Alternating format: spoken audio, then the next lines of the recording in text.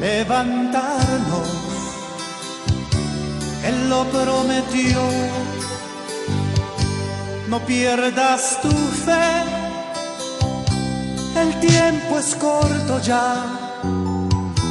Nunca desmayes y una corona Él te dará. Él volverá allá en las nubes, levantar a todo aquel que le fue fiel. Apocalipsis capítulo 9. Apocalipsis capítulo 9. Estaremos leyendo el versículo número 13. Sean bienvenidos todos los amigos. Acá con nosotros tenemos una familia que viene desde California, desde los Estados Unidos. Aquí están ellos. Es una familia completita. ¿Por qué no damos la bienvenida? Bienvenidos. Aquí adelante creo que están. Bueno, para verificar que es cierto lo que estoy diciendo, levanten la mano las personas que vienen desde Estados Unidos. Los que vienen desde California están aquí. Sí, allá en medio están. Bienvenidos. Bienvenidos. Nos alegra el tenerles acá, en este país y en este lugar, en este rinconcito en donde ha desprendido un avivamiento impresionante, no como los que se ven en la televisión, multitudes, porque siempre he dicho esto y quiero ser bastante explícito cuando explico, el avivamiento tiene que comenzar por nosotros, y lo que significa es despertar. Gracias a Dios que aquí en Chachapa hay una iglesia que ha despertado. Algunos están dormidos porque ni amén dicen. Aquí hay una iglesia que ha despertado el 100%, yo así lo digo. Así sentaditos, capítulo 9, versículo número 13, el estudio conlleva dos textos. El tema que vamos a observar, vamos a dar inicio porque no lo voy a completar. Se llama la liberación de los demonios. No voy a temblar, hermano. Ahorita aquí no hay nadie quien necesite ser liberado. Gracias a Dios todos fuimos liberados por el poder de la palabra. Pero así se llama el tema, la liberación de los demonios. Dos textos conlleva el estudio del 13 al 14, pero no voy a poder explicarlo todo. Únicamente explico lo más relevante y lo voy a dar a conocer en forma de introducción. Dice el verso 13 de la manera siguiente. Comparta por favor la lectura de la Biblia. Cuando lo tenga me dice amén.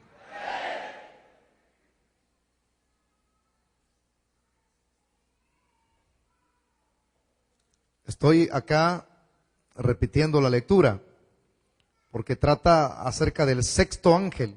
¿Estamos preparados? Venga para acá, hermano. Entonces, esto va a suceder. No quería, se me estaba pasando por alto. Y cuando yo vaya leyendo, usted va a escuchar. No se vaya a asustar porque algunos tienen la cabeza agachada. Diciendo de la manera siguiente, el sexto ángel tocó la trompeta.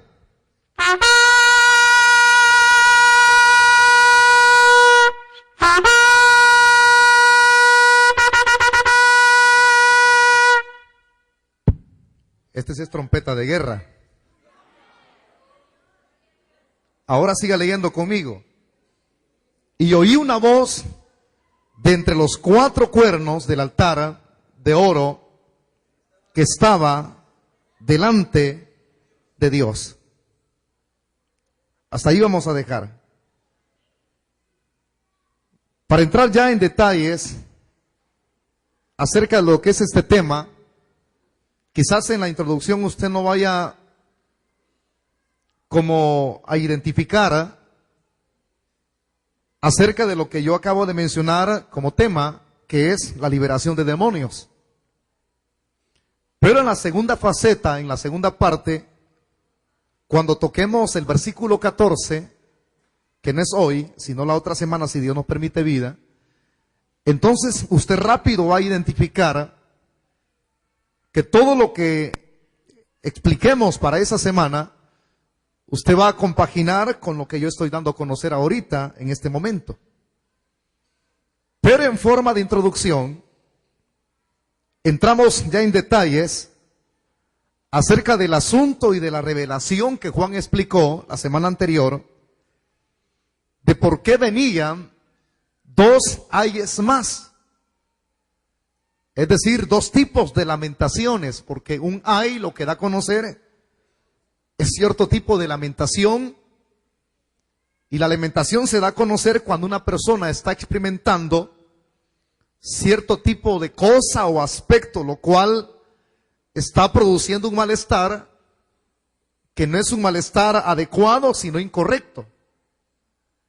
A eso se le llama dolor o sufrimiento. Entonces, por eso es que el ángel gritó y lo repitió, porque si usted se recuerda de la lectura de la Biblia, en el verso número 12, ¡ay, ay!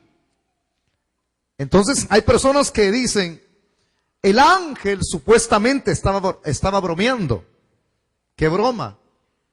Lo que él estaba diciendo a través de ese expresar de los dos ayes que venían, era como poner en alerta a los seres humanos que no se habían arrepentido todavía a consecuencia del juicio del sonar de la quinta trompeta.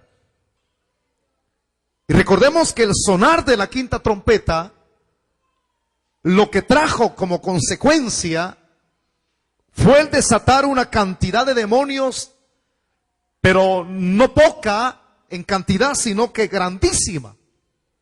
A tal grado de que esa cantidad grande que se desató, la fisonomía o característica de estos demonios era tan horripilante que los mismos seres humanos, aparte de observar esas características o esa fisonomía física que estos demonios tenían, experimentaban en carne propia el dolor que estos mismos demonios producían al cuerpo de todos los seres humanos que no habían querido aceptar la palabra de Dios, ni mucho menos la gracia, ni a Jesucristo. Dice la Escritura misma que por un periodo de 5 meses, estos demonios atormentaban a la raza humana. Y para aquellos que no han estado en otros estudios anteriores, a lo que me estoy refiriendo es al periodo de la gran tribulación. Un periodo difícil, en donde las personas se les castigará de acorde a lo que ellos mismos hicieron por rechazar a Cristo. Bien dice la misma Escritura que Dios no puede ser burlado. Todo lo que el hombre siembra, eso mismo cosecha. Hay como cierto tipo de retribución, pero vea esto, a pesar de que, hermanos, al observar la fisonomía física de estos demonios, quizás asustaba un poco a los seres humanos que se van a quedar en esa época, porque ese es un pasaje profético, es algo que tendrá su fino cumplimiento en un futuro. O sea, la Biblia o el Apocalipsis no es un libro de historia o un comentario histórico el cual prácticamente habla de cosas que ya sucedieron en el pasado. Eso no es así. No diga amén, hermano. O sea, no es algo que ya aconteció, sino que es algo que va a acontecer en el futuro. Ahí sí diga amén fuerte. Digo esto y lo explico de esa manera porque hay tantos engañadores que han aparecido que dicen, yo no leo el libro de Apocalipsis porque es un libro ya pasado de moda, es un libro que ya su comentario histórico quedó obsoleto, quedó en el pasado, ya no tiene vigencia en el presente, ni mucho menos, ya no tiene vigencia de lo que supuestamente dicen ellos. Algunos dicen de que esos acontecimientos habrán de suceder en el futuro. Eso es cuentos. Así como estar esquivando la palabra del Señor y lo que viene. Entonces, cuando a alguien se le adelanta esto, una persona puede hacer dos cosas. Una, arrepentirse y buscar de corazón al Señor. Dos, seguir rechazando el mensaje. Pero ya uno lo ha percibido, ya uno le ha adelantado lo que viene. Porque gracias a Dios que los que venimos aquí, usted va a saber manejar y estudiar el libro de Apocalipsis. Cuando lo sepa manejar, usted va a enseñar a otros. Y cuando enseña a otros, usted lo va a percibir lo que viene. Así nadie nos va a estar demandando a nosotros cuando esa persona esté en el infierno. O cuando esté en estos tormentos, si es que vive todavía. Nadie habrá de, quizás ni de nombrar nuestro nombre, y habrá de decir, el pastor Wilber tuvo la culpa, el hermano Juan tuvo la culpa, el hermano Pedro tuvo la culpa, el hermano José tuvo la culpa. Nadie habrá de incriminarnos, porque uno de los objetivos primordiales en este lugar cuando venimos a reunirnos es decirle a usted no una media verdad, sino toda la verdad completa. Porque una media verdad no lo apercibe a uno, pero una verdad completa, sí, en verdad, cuando alguien abre su corazón, cuando alguien es una persona receptible al mensaje, la verdad completa, dice la Biblia, que hace libre a la persona. Y por eso es que los que estamos aquí ahora en Cristo somos libres, porque hemos oído la verdad del Señor. Nadie habrá de señalarnos.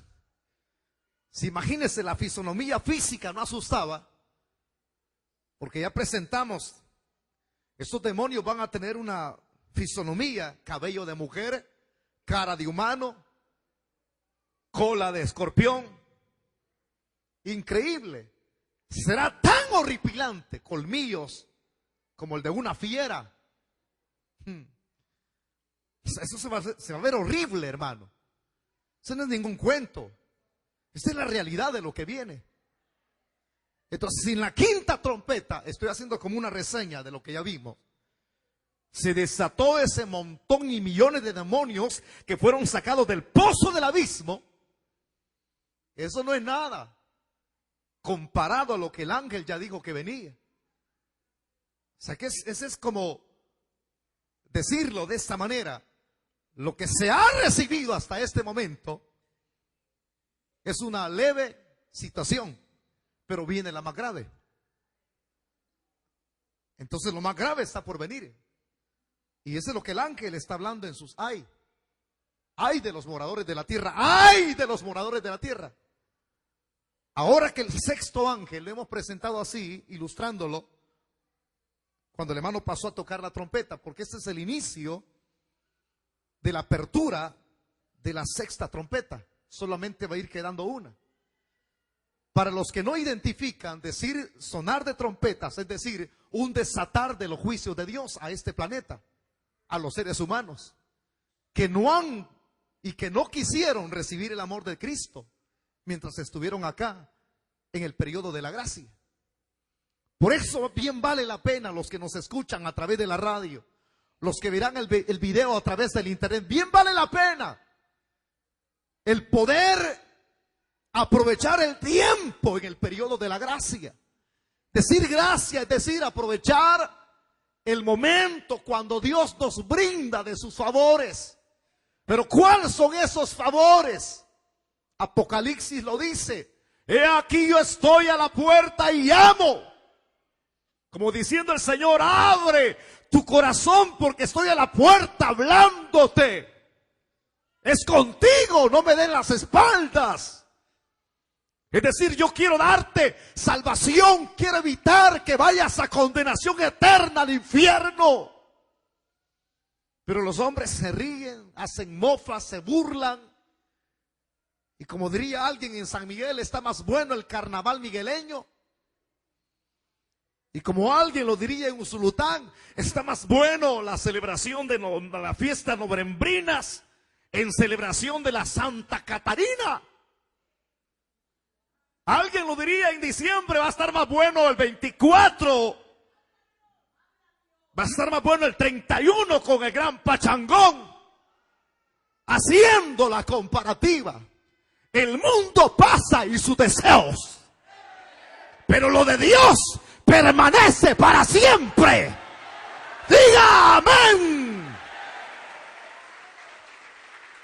Todo tipo de celebración o juerga en los cuales los hombres se metan, pasa. Y eso trae repercusiones. Pero lo que hemos recibido trae bendiciones. Entonces, me explico. Ese trato es para los que rechazaron el amor de Dios, la gracia de Dios. Es tales, miren jovencitos, los jóvenes, los que vienen, señores, señoritas, damas. Ustedes que vienen continuamente a la iglesia, ustedes ya son responsables. Usted ya no tiene excusa. Somos más responsables que otros no saben de esto. Van a lugares en donde no estudian la Biblia, simplemente cantan, brincan, viven de un emocionalismo, vuelven al siguiente día, vuelven a brincar, le dan vuelta a todo el púlpito, lanzan banderas, silban un grito de júbilo y la gente no se harta para nada de la palabra. Lo fundamental en un culto, en una congregación, tiene que ser la palabra, la palabra, la palabra, el estudio de la Biblia, el estudio de la palabra. ¿Por qué? Alguien diría, ¿por qué quieren meternos tanta palabra? Porque la palabra es lo que marca la diferencia en la vida de una persona. La palabra transforma, la palabra cambia, la palabra restaura.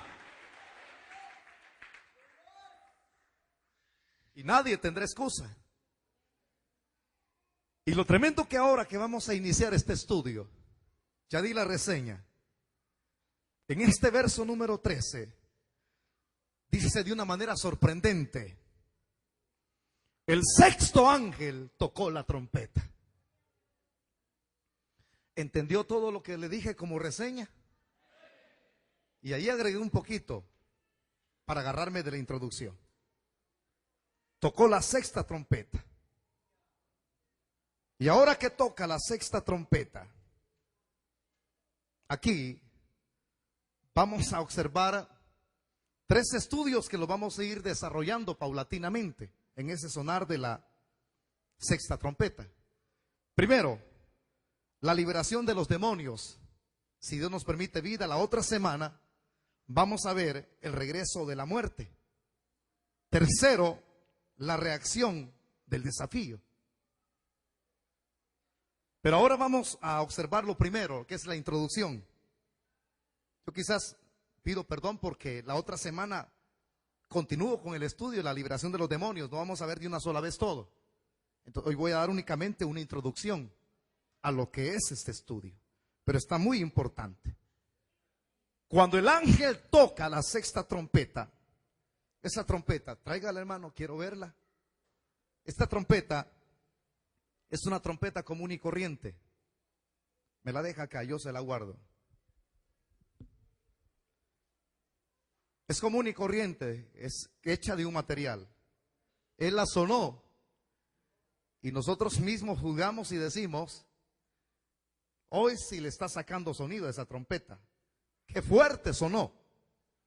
Pero hay otros escritores de la Biblia, cuando se habla de la trompeta, la cual el ángel va a sonar, se le llama el toque poderoso de la trompeta. O sea que lo que el ángel está tocando no es una trompeta común y corriente, sino que es una trompeta que va a dar que va a sacar un sonido poderoso. Por eso algunos dicen a ese tocar de la trompeta, la poderosa trompeta. que desata el sexto juicio a los seres humanos. Entonces, cuando Juan mismo, escúcheme bien, está ahí recibiendo la revelación, porque Juan está viendo todo esto. Esto no es que Juan diga, me lo contaron. Que celebren y cuenten aquellos que están celebrando el bicentenario. En la carreta chillona, que el cipitillo, que la ciguanaba. Aquí no estamos celebrando bicentenarios. Aquí estamos hablando la realidad de lo que viene en el futuro, hermano. Este no es un cuentecito. Entonces lo que Juan está recibiendo no es porque allá se lo contaron, un mito, algo inexistente, sino que esto es realidad. Siga por favor el comentario en el versículo 13, no suelte su Biblia, no la cierre. Dice, y oí una voz. ¿Qué dice que escuchó? Una voz. Cuando uno revisa el texto griego en el cual fue escrito el libro de Apocalipsis y el Nuevo Testamento, esa palabra, oyó Juan una voz, pero aquí dice oí, pero la expresión es oyó una voz. Entonces en el texto griego, al decir literalmente una voz, lo que da a entender, lo que subraya esa expresión, es que Juan oyó una única voz solitaria. O sea, no oyó más voces, sino, dígalo fuerte conmigo, una sola voz. Pero dígalo fuerte, una sola voz. Y lo tremendo es que cuando él oye esa voz, si usted es bastante minucioso en la lectura, no se identifica de quién es esa voz. Léalo y observará usted. Algunos dicen que esa voz es la de Jesucristo. Es la expresión que más yo he oído mencionar cuando se dan estos tipos de estudios. Entonces algunos dicen, aseguran, es Jesús quien habla a Juan. Pero estudiando un poquito más la palabra, es probable que haya sido Jesús, porque es una voz solitaria. Pero si es probable que sea Jesús, es decir, el Cordero, que anteriormente había hablado a Juan ya, entonces, pero también hay otra hipótesis. Y es probable que el mismo, quien está hablando aquí, no sea el Cordero, sino que sea la voz de un ser divino, es decir, de un ángel. Entonces, ¿cuál de las dos, diría alguien, es la verdadera?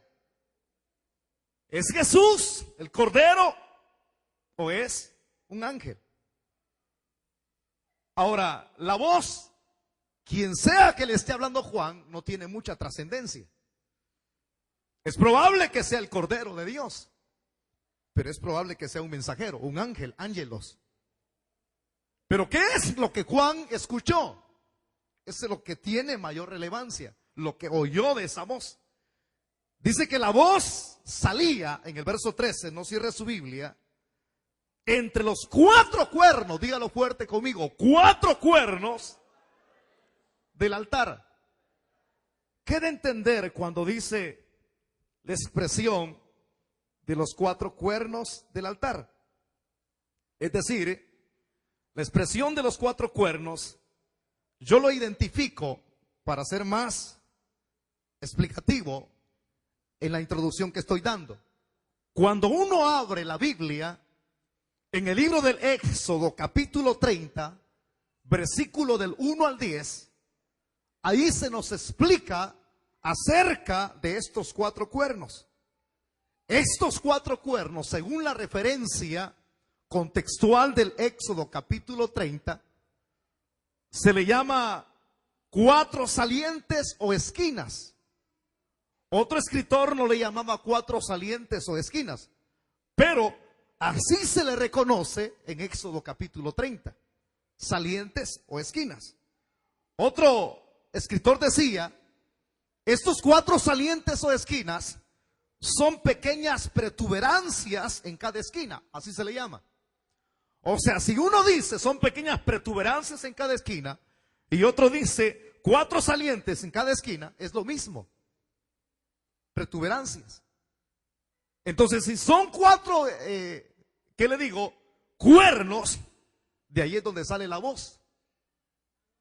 Pero aparte de dar la interpretación de los 4 cuernos, dice el verso 13 también, del altar de oro que estaba delante de Dios. Este altar de oro que estaba delante de Dios es fácil de identificarlo. Ahorita no esté buscando usted Éxodo capítulo 30 en su casa, únicamente apunte la referencia y en su casa lo va a leer. Es fácil de identificarlo aquellos hermanos que les gusta congregarse el domingo en la mañana. Los que son haraganes no lo van a identificar mucho hasta que no lo lean, porque no todos ustedes vienen al culto de la mañana. Nosotros ya pasamos por este estudio, cuando comenzamos a estudiar todo lo que se refiere al tabernáculo. Esto está dentro del tabernáculo. Entonces, cuando uno estudia minuciosamente, que ya lo hicimos nosotros, rápido lo identificamos. Lo que aquí se nos está diciendo, el altar de oro que está delante de Dios. Ahora, ¿qué es el altar de oro? Quizás alguien, como sucedió cuando comencé a estudiar el tabernáculo, alguien vino y se me acercó. Me recuerdo ese día cuando estudiaba yo esto, en la mañana fue, en la oficina, no se me olvida. Me dijo: pastor, ¿usted quiere tener mayor audiencia en los cultos de la mañana? Yo le dije sí. Entonces me dijo: deje de estar estudiando eso del tabernáculo, me dijo, porque eso ya quedó obsoleto, ya quedó pasado de moda. Y me dijo estas palabras: a mí que me interesa el tabernáculo, los utensilios, los objetos que hay dentro del tabernáculo, para mí no me. Entonces vengo yo y le digo: a usted no le interesa, pero la mayor parte de gente que tiene hambre de la palabra y sed del Señor, sí le interesa. Porque cada uno de esos detalles, algunos han sido o fueron creados y ubicados en el tabernáculo para poder dar a conocer una verdad, es decir, una realidad espiritual. O sea, ahí se forman cosas, ahí adentro están las cosas, utensilios, pero que esas cosas tienen un simbolismo, una figura. Y esa figura y ese simbolismo de las cosas que están dentro del tabernáculo señalan verdades espirituales que se pueden aplicar para la época presente en la cual la iglesia vive. Cuando yo le dije eso, quedó conforme y se vino a sentar y no se perdió ninguno de los estudios. Explico esto por si hay alguien por ahí que está sentadito y no ha escuchado usted esos estudios, pero yo se lo voy a explicar a usted. ¿Qué es el altar de oro que está delante de Dios? A esto se le llama el altar del incienso en Éxodo capítulo 30. Al altar de oro, el altar de incienso. ¿En dónde estaba ubicado este altar? Fácil de identificarlo a la luz de la Biblia. No necesitamos otra herramienta. La Biblia es la que da la respuesta. Esto estaba frente al velo que separaba, fácil, del lugar santo, lugar santísimo. Ahí estaba el velo. Es decir, alguien podía tener acceso al lugar santo, pero el lugar santísimo no. Porque el que se metía al lugar santísimo, ese moría irremisiblemente. Los únicos que podían tener acceso al tabernáculo eran los sumos sacerdotes. De allí otro nadie, ningún israelita, nadie. Ellos entregaban su ofrenda afuera, pero el sumo sacerdote la tomaba para oficiarla, la ofrenda. Entonces rápido identificamos, allí estaba cerquita este altar del incienso, cerca del lugar santísimo. Y en el lugar santísimo, identificando, apartando ya, quitando la cortina, ya entrando al lugar santísimo, ahí moraba la Shekinah de la gloria de Dios. Es lindo cuando uno estudia esto, ¿sabe? Porque el tabernáculo fue no idea de Moisés. El tabernáculo fue idea de Dios. Y Dios le dio un modelo a Moisés. De acorde a ese modelo, así fue creado el tabernáculo. Y el tabernáculo fue creado con el objetivo de que Dios quería morar en medio de su pueblo. Qué lindo es entenderlo. Ahora, claro, ya no necesitamos tabernáculo. ¿Por qué? Porque Dios ya no mora en una tienda hecha por pieles de animales. Ahora Dios mora en nuestro corazón. ¿Cuántos dicen amén? Ya ve qué lindo es conocer la realidad espiritual. Yo no necesito una carpa, una carpeta, si tengo la realidad, que es Cristo morando en mi corazón. Entonces allí reposaba la presencia de Dios, Dios habitando en medio de su pueblo. Es decir, que el tabernáculo era el punto de encuentro de Dios con los hombres. Y utilizaba mediadores que eran los sacerdotes. El que tenga oídos para ir que escuche. Pues en este lugar era donde estaba el altar. Y en este altar alguien podría preguntar, ¿y para qué el altar? Pues, bueno, qué interesante si usted pregunta. Pues en este altar era donde se quemaba el incienso. ¿Pero qué significa el incienso? Bueno, el incienso era algo simbólico. Y lo que simbolizaba el incienso eran las oraciones del pueblo por misericordia. Entonces, cuando el pueblo quemaba incienso, el olor, el humo, ¿para dónde subía? Para arriba. Para arriba. Dígalo fuerte, para arriba. Fuerte pues, para arriba. Y así es como cuando alguien ora. ¿Para dónde van las oraciones?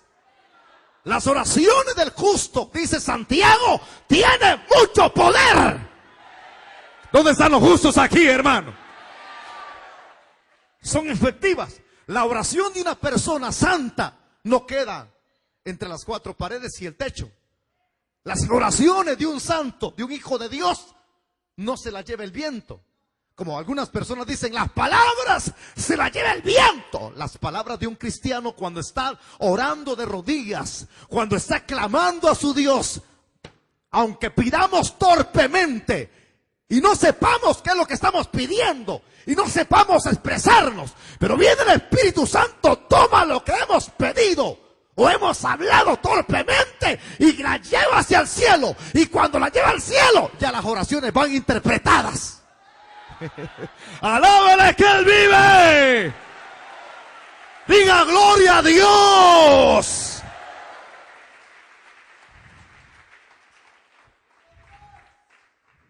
De aquí va a entender usted todo. Ahora observa, ¿verdad? Allí se quemaba en ese altar. Dígalo fuerte conmigo, incienso. Pero fuerte pues con ganas, incienso. Levanta la mano, ¿cuántos almorzaron? Porque algunos no han cenado, se le echa de ver en la cara. Es carita así como cuando hay. Entonces, pero al menos almorzaron. Entonces repitámoslo fuerte, incienso. Vaya pues, con pasión. Alguien un día le gritó a un predicador, predicador inexperto. Con tus palabras se te echa de ver que eres poco profesional. Pero viene el predicador, David Wilkerson se llamaba. Y dijo, a mí qué me importa lo profesional. Si Dios no escoge profesionalismo, Dios quiere hombres que prediquen con pasión la palabra y no con profesionalismo. Dígalo fuerte, con pasión. Si es. Cuando ustedes se paren en la célula, prediquen con pasión. No vayan a hablar. Buenos días, buenas noches. No se necesita un buen léxico ni una buena retórica. Se necesita predicar con fuego, con pasión. Entonces, cuando yo le diga repita algo, hágalo fuerte. Aquí si usted no es gritón, se va a hacer gritón. ¿Para qué vine? Dicen algunos. Para oír el mensaje. Entonces en este altar se quemaba el incienso. Subía y subía. Y significa ese simbolismo, las oraciones del pueblo. Y una oración, la súplica, el contenido de una oración era misericordia. Eso daba a entender el incienso. Quemar incienso es decir, estoy implorando a Dios por misericordia. Entendido. Repitámoslo entonces. Quemar incienso significa, es decir, implorar misericordia. Misericordia significa orar, fuerte mujeres, orar por misericordia. Ok. Es que para entender lo que estamos leyendo en el verso 13 necesitamos introducirnos primero. Entonces venía el sacerdote y quemaba incienso, porque no tenía que hacer lo otro, hermano. Ese es el gran problema, que hay quienes quieren hacer cosas que Dios no les ha mandado hacer. Nunca meta sus narices donde no tiene que meterlas. Diciéndolo, no se ha metido. Aleluya. Y no dicen aleluya las mujeres, ¿va? Entonces, sí, si Dios no le ha dado un don, entonces con el cual usted puede desenvolverse, no asimile ni imite tener ese don, porque va a fracasar. Usted mismo se va a frustrar. El que puede cantar, utiliza el don del canto. Y el que puede predicar, predique. Entonces no había otro. Era el sumo sacerdote quien quemaba el incienso. ¿Lo oyó? Solo él, Dios le había delegado. Él podía entrar al lugar santísimo, pero no podía hacerlo todos los días. Allá voy a entrar a la hora que yo quiera. No. Él tenía que hacerlo un día en especial que se le llamaba el día, dígalo fuerte conmigo, el día de la expiación. Era cuando el sumo sacerdote entraba al lugar santísimo. Es decir, entraba al lugar santo, primero estaba el patio del tabernáculo, luego el lugar santo, llegaba al lugar santo, había una cortina que dividía las dos partes, entonces hacía a un lado la cortina y se metía al lugar santísimo, donde estaba habitando la gloria de Dios, el punto de encuentro. Entonces venía el sumo sacerdote, quien Dios le había delegado quemar el incienso, porque él tenía esa orden, no otro más. Entonces lo hacía un día al año.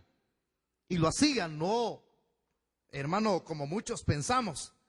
Lo hacía no todo el día, sino que lo hacía cada mañana y cada tarde. Eso es lo que dicen las escrituras. Entonces el sumo sacerdote, antes de quemar ese incienso, escúchenme, pongan bien los oídos ustedes. Él no podía entrar solamente, aquí voy, ya estuvo. No. Porque para que alguien entre donde mora la gloria de Dios, esa persona tiene que estar puro. Por eso es que el salmista preguntaba, ¿quién subirá al monte santo de Dios? Pregunta. Y allí dice, el limpio de manos y de corazón puro. Entonces, para que el sacerdote entrara un día al año, el día de la expiación, y quemara incienso en la mañana y en la tarde, el sumo sacerdote tenía que ofrecer sacrificio. Dígalo fuerte conmigo, sacrificio. Un sacrificio no común, sino sacrificio, se le llama sacrificio de expiación. Porque él era un humano igual que usted, igual que su servidor, con debilidades. No eran perfectos. El sacerdote tenía que hacerse un autoexamen. Cuidado con entrar al lugar santísimo. Pero antes de entrar, Dios le exige que ofrezcas ofrenda de expiación. Y lo hagas, increíblemente, lo tenía que hacer sobre, hermanos, el altar del cual estamos hablando. ¿El altar de qué es? De oro. Sobre ahí tenía que ofrecer. Entonces, sobre ese mismo altar, el sacrificio. ¿Pero por qué? Porque a través del sacrificio él iba a expiar su pecado. El animalito iba a pagar por él y él iba a quedar puro y podía tener entrada al lugar santísimo. Ya podía tener el valor. Pero si no ofrecía ese sacrificio, Dios lo mataba adentro. Y esto es una realidad. Eso que estamos hablando simbólicamente nos ilustra esto, hermano. Ya va a ver usted qué lindo es entenderlo. Una verdad a la luz de la Biblia. Que cuando el sacerdote ofrecía expiación por su pecado, entonces le proveía entrada de gratis, de choto al lugar santísimo. La realidad nosotros la hemos vivido. ¿Por qué? Porque la explicación o la aplicación es esta. Y es la verdad que contiene la Biblia. La Biblia dice de que la expiación misma provee un fundamento. Y para que haya un fundamento, entonces cuando hay un fundamento, hay oración. Y cuando hay oración, hay adoración. Y cuando hay adoración, hay comunión con Dios, los unos con los otros, que son cosas muy distintas. Oración, dígalo fuerte conmigo, oración, adoración, comunión. Son tres cosas que ya las hemos estudiado en la epístola a los Romanos. Ahí creo que lo hemos estudiado, si no estoy mal, cuando estuvimos estudiando Romanos. el hecho de esto, de volverlo a mencionar, es que para que una persona tenga entrada a la adoración, a la oración y a la comunión, se necesita que esa persona haya sido limpiado. O sea, nadie puede venir a adorar aquí. Usted puede como amigo cantar: Jesús está aquí, aleluya, pide lo que quieras. Y usted puede cantar libremente porque nadie le va a tapar su boca. Pero para que esa adoración sea aceptada, usted necesita que alguien haga expiación por usted. Usted no puede rodearse como hay gente que dice: Dios escucha a todos, pastor. Algo, deténgase. Dios no escucha a todos. Porque muchas veces las oraciones de la persona que no tiene a Cristo, en lugar de que Dios se agrade, se complazca, Dios cierra, da las espaldas. Y por eso es que los amigos dicen: a saber por qué Dios no me responde. ¿Y cómo le va a responder si su corazón está sucio? Su vida está desligada de Él. Que así hay muchos que dicen: Dios no oye la oración, Dios yo no me siento bien cuando estoy adorando, yo no siento, no es mi hábitat, no tengo comunión con ustedes. ¿Por qué? Porque este no es el hábitat del amigo. Significa que si algún amigo está aquí, porque algo Dios va a hacer en esta noche con usted. Entonces, para que alguien tenga acceso a una verdadera adoración, a una verdadera comunión, a una oración entregada, fervorosa, que Dios escuche, se necesita expiación. Pero le traigo una buena noticia. Usted no tiene que llevar un animal y matarlo una vez al año. Ya hace 2000 años el Padre envió a su Hijo a morir por nosotros en la cruz del Calvario. Diga gloria a Dios. Cristo fue enviado. ¿Por cuánto vino a morir Cristo en la cruz del Calvario? Por eso es que cantamos fuerte. Por eso es que tenemos comunión. Por eso es que podemos orar las 24 horas del día, los 365 días del año. Si hay personas que dicen: no, hombre, ya ese es fanatismo, que el Señor reprenda al diablo. Nosotros no somos fanáticos, somos hijos de Dios. Cuando alguien lo vea que usted viene para la iglesia, hay gente que se hace: ¿y para dónde va vos? Ya vas otra vez donde ese viejo. Así me dicen a mí. Pues se equivocaron, yo no estoy viejo. Oye, pote, háganme barra, hombre. Y amén, dicen, bárbaros. Entonces, ya vas otra vez para ese templo. Culto lunes, culto martes, culto viernes, culto domingo. Entonces, ¿por qué a la mujer se le ha quedado el culto en la boca? Y cuando viene y le va a servir el almuerzo: mi amor, aquí te traigo el culto. Ay, perdón, el pollo. Porque la palabra la tiene bien metida en la cabeza y en el corazón. Pero ahí viene la expresión de muchos: dicen, eso es fanático. Fanáticos son los del FAS. Nosotros aquí estamos viviendo una realidad. Allá, si pierde el equipo, chupan. Si gana, chupan. Por todo chupan. Aquí no. Aquí, pruebas, estamos gozosos. Bendiciones, gozosos. Aquí no hay nadie que chupe. Aquí todos los que estamos aquí somos llenos de la gloria y de la presencia del Señor. O sea, una cosa muy diferente, hermano. Por eso es que hay una persona que ha sido redimido por la sangre de Cristo. Puede entrar. Puede clamar a Dios las horas que usted quiera. Y aunque hayan personas que digan: ¡cállense!, usted sigue clamando porque Dios escucha su clamor. Usted puede tener comunión hoy, sí puede decirle que tiene la par, puede decirlo, puede tener el valor moral de decirle: te amo. Mire si lo hace. Aunque sea la silla vacía, dígale: sí, te amo. Porque usted puede tener comunión hoy. El que tenga oídos para ir, que escuche. Si una persona quiere entrar con todo y pecados al lugar santísimo, no entra. La equivocación errónea de muchas personas que cuando dicen mueran, hay que pedirle permiso a Pedro. Usted va a entrar de un solo, hermano. El día en el cual usted parta, si es que algunos parten hoy porque ya les echa de ver en la cara. Todo pálido me miran. Entonces, porque ni gloria a Dios dicen, solo callados con la boca cerrada. Hombre, si los pájaros cantan al Señor, ¿cómo no voy a cantar yo que soy imagen y semejanza del Señor?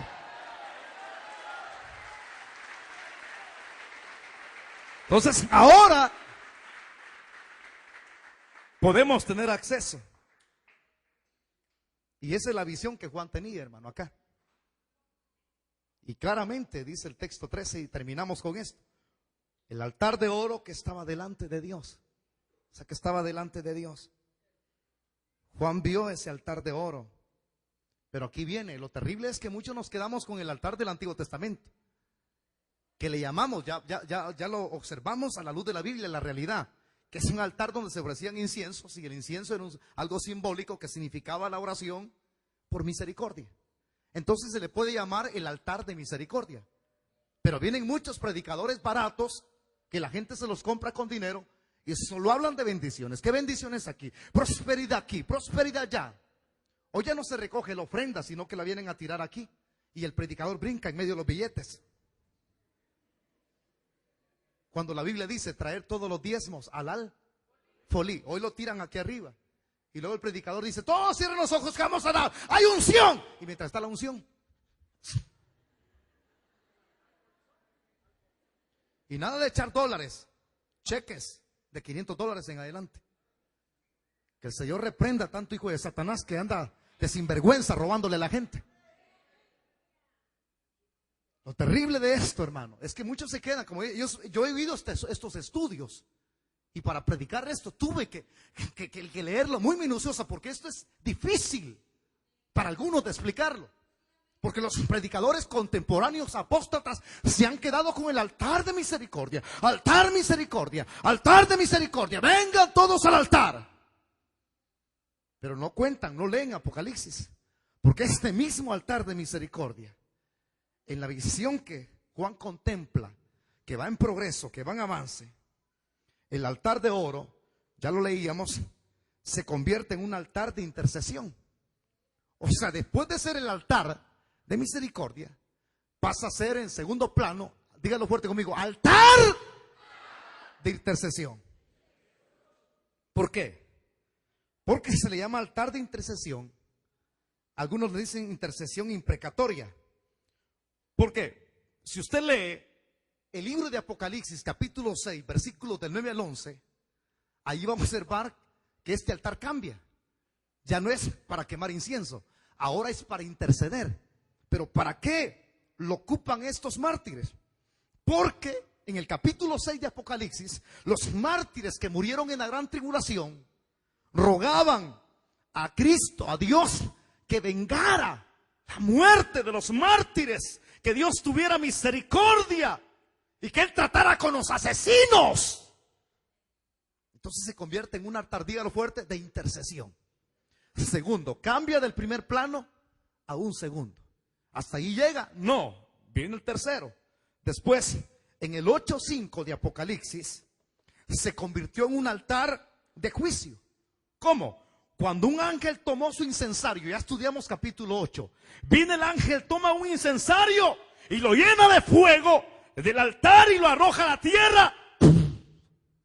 Y la acción de ese mismo ángel preparó la escena para los juicios que vendrían de las siguientes trompetas que sonarían en ese tiempo.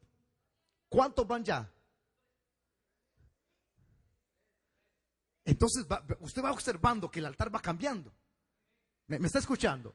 Oración, misericordia, intercesión. De allí, juicio. El ángel con el incensario lo llena de brasas y de fuego y lo derrama a la tierra. Pero aquí viene otro aspecto muy importante. Si ese fue el cuarto que preparó la escena del sonar de los juicios de las trompetas, si este mismo altar está asociado con misericordia, entonces vinieron palabras de juicio de un Dios misericordioso, compasivo, amoroso. Pero así lo demostró en el primer altar. Esa fue la fisonomía de Dios: compasivo, amoroso, misericordioso. Pero hay un versículo así que resume todo lo que yo le estoy relacionando en este desarrollo. ¿Cuál versículo? En Génesis capítulo 6, versículo 3, el Señor mismo habla de Él hacia los seres humanos y dice: mi espíritu no contenderá con el hombre para siempre. ¿Por qué? Porque el hombre rebelde, duro de corazón. Y como es duro de corazón, Dios ya no mostraría misericordia, sino juicio. Es cuando el hombre rechaza el plan de Dios. Por eso es que cuando ocurran estos juicios de las trompetas, el tiempo de misericordia se terminó. Se terminó, amado hermano. Y es el que estamos viviendo ahorita. El tiempo de misericordia se está terminando. El tiempo de misericordia está pasando. El altar de misericordia se convertirá en un altar de juicio, la secuencia que ya vimos. Los hombres pecadores finalmente habrán rechazado por completo el ofrecimiento y dirán: no quiero nada con Jesús. Así lo hacen hoy. No quiero nada con Dios. El altar de misericordia pasa y se va al cuarto. Ese es el altar que Juan está viendo. No altar de misericordia donde Dios va a recibir tus oraciones. Perdón, Señor, ayúdanos, Padre. Yo ya no. Vienen juicios terribles. Y nadie puede recriminar a Dios, ni tampoco retribuirle que Dios es un Dios injusto. Nadie de nosotros. Porque ya hemos visto a la luz de este estudio que hubo un tiempo de misericordia. Y como el hombre no lo acepta, ¿qué soy? Entonces viene Dios y dice: amárrate bien los pantalones y el vestido y la falda. Porque si me has rechazado hoy en el siglo XXI, viene un tiempo cuando yo ya no voy a escuchar tu oración. Cuando yo ya no te voy a ofrecer mi gracia, sino que lo que viene de aquí en adelante es juicio para tu casa, juicio para tu marido, juicio para tu mujer, juicio para tus hijos. ¿Y por qué pues? Y todavía preguntan los seres humanos: porque mi espíritu no contenderá con el hombre. Porque el hombre es duro de servicio. Imagínense acá una persona, hace poco la voy viendo acá, sentadita. Y yo venía una emergencia a las 2 de la madrugada en mi vehículo.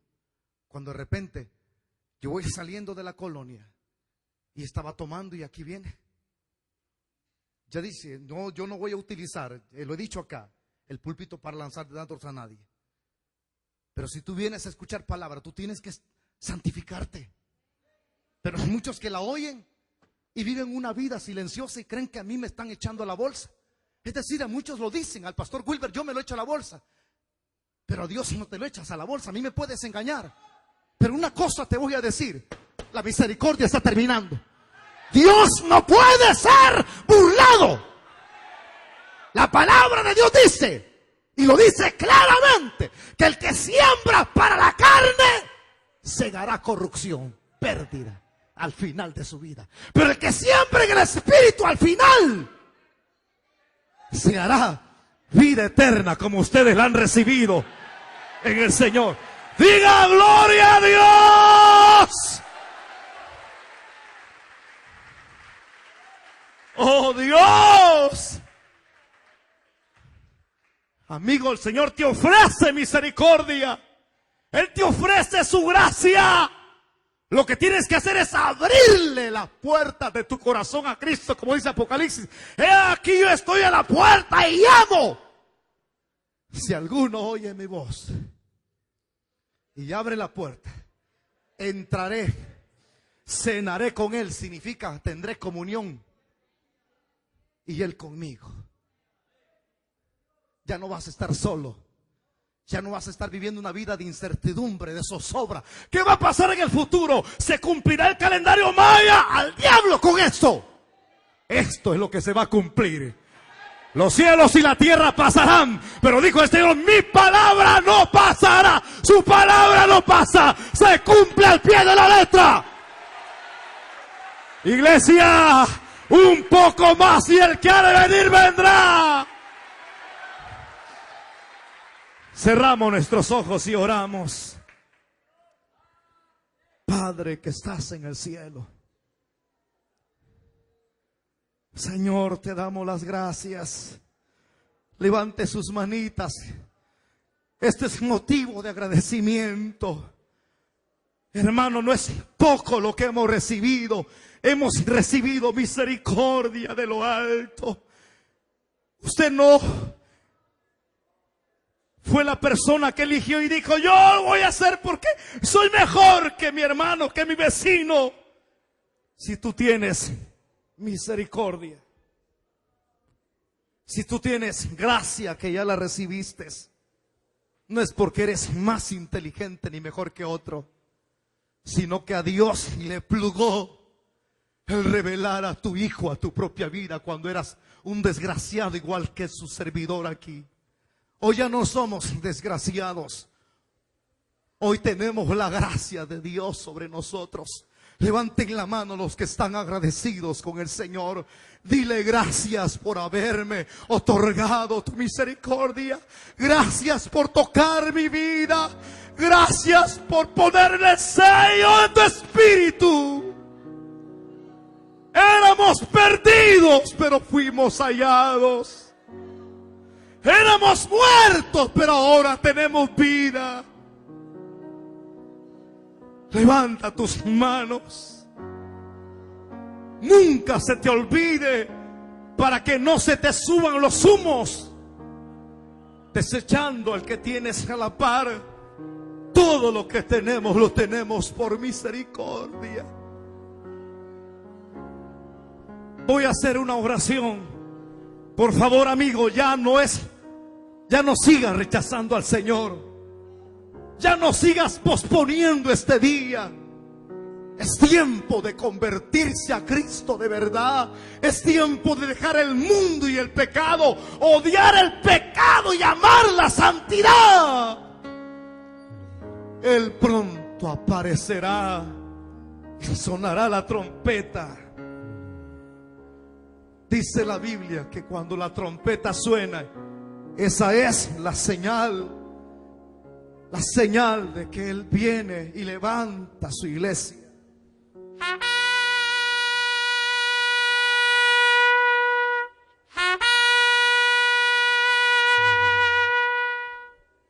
Y los muertos en Cristo resucitarán primero. Luego nosotros que habremos quedado seremos transformados y saldremos al encuentro de nuestro Señor en los aires. Ya poco queda para ese precedente tan especial. La Biblia dice: dos estarán en un lecho, uno será tomado y el otro dejado. Dos estarán moliendo, uno estará trabajando, el otro también en sus labores. Pero la Biblia dice: uno será tomado y el otro será dejado. Los que le van a rendir su vida a Cristo, repitan conmigo estas palabras: ya basta. Hoy sí decídete abandonar el pecado. Vive para el Señor, predica su palabra. Alerta como centinela, como atalaya. Cristo viene pronto. Amigo, repite conmigo estas palabras. Tú que estás caído del evangelio también, repite conmigo esta oración. Hagamos esta oración. Solamente los amigos y los que están caídos del evangelio, repítala. Padre celestial, me arrepiento de mis pecados. Perdóname, Señor. Y ahora recibo a Jesús como el Señor de mi vida, como mi Salvador personal. Creo que Él es Dios. Creo que tomó mi lugar en la cruz del Calvario. Y creo que su sangre, la cual derramó de su cuerpo en el madero, me limpia de todo pecado. Y creo, creo que Él resucitó de entre los muertos al tercer día. Por eso, Padre, te doy las gracias por el don de la vida eterna que me das en tu Hijo Jesucristo. Amén, Señor, y amén. Yo tengo 2 minutos. Ya usted ha observado que hoy ya no estoy dejando 15 minutos, porque una madrugada el Señor habló a mi vida y dice: ya no es tiempo que ruegues, ya faltan minutos para las 12. Puede ser a mediodía, puede ser en la noche. Cuando digo no es una hora común como la que los hombres esperan, esa hora viene en el reloj espiritual de Dios y dice: apresura el paso, prepara mi iglesia. Me dijo: prepara la iglesia, habla más con denuedo mi palabra, prepáralos. Y el que oye, dice el Señor, y es mío, vendrá a mí. 2 minutos tengo. Levántenme la mano las personas que repitieron la oración conmigo. Levanten la mano las personas que repitieron la oración conmigo. Pónganse de pie, por favor. Los que están levantando su mano, pónganse de pie. Rápido, diáconos, que tengo 2 minutos. Dios bendiga al caballero que se pone de pie. Dios le bendiga. Bienvenido a la familia de Dios. ¿Quién más? Levanten la mano las personas que repitieron la oración conmigo. Me queda 1 minuto. Pónganse de pie los que necesitan reconciliarse. 1 minuto. Pónganse de pie las personas que necesitan reconciliarse.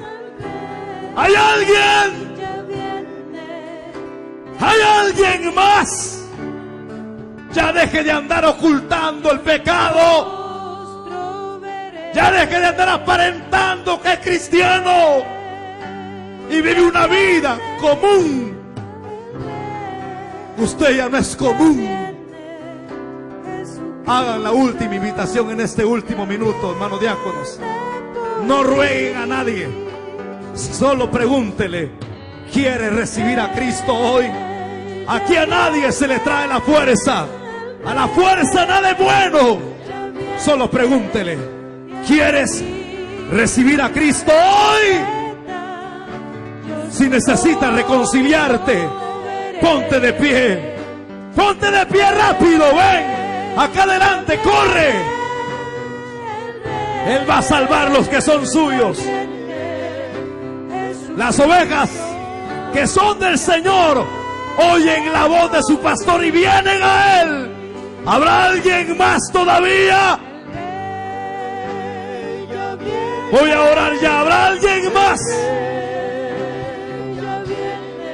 Ay de aquellos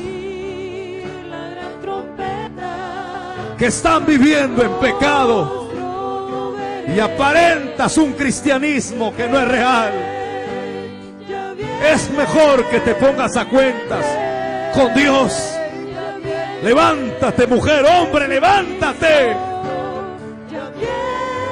Voy a orar. Padre y eterno Dios, te damos las gracias.